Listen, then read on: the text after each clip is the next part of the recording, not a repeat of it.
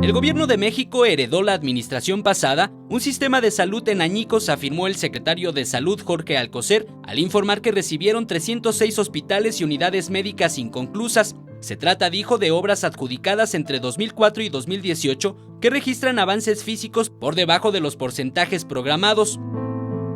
El promedio de abandono de este espacio de 1 a 14 años es de 6.4 años con una variación muy pequeña de 2, lo que habla de que esto es un continuum normal.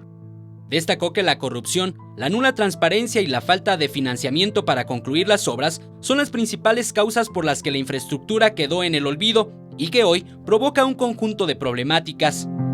Saturación en unidades médicas, la necesidad de reubicar a personal médico de enfermería en lugares lejanos a sus domicilios o del lugar de adscripción, cambios frecuentes, mayor retraso en el otorgamiento de consultas a los pacientes y desde luego mayores gastos en subrogación de servicios. Destacó que Jalisco es la entidad con más hospitales inconclusos al registrar 10 obras, seguido del Estado de México y Oaxaca con 6, mientras que en Chihuahua, Ciudad de México, San Luis Potosí y Veracruz se registran 3 hospitales sin terminar, 2 más en Yucatán. Del Instituto Mexicano del Seguro Social se contabilizan 23 unidades suspendidas, pero que están en vías de reiniciarse este año.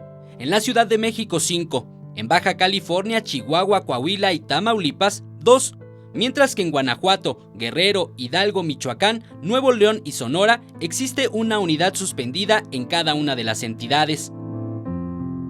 Son 19 centros de salud y 4 hospitales. Es un monto de 948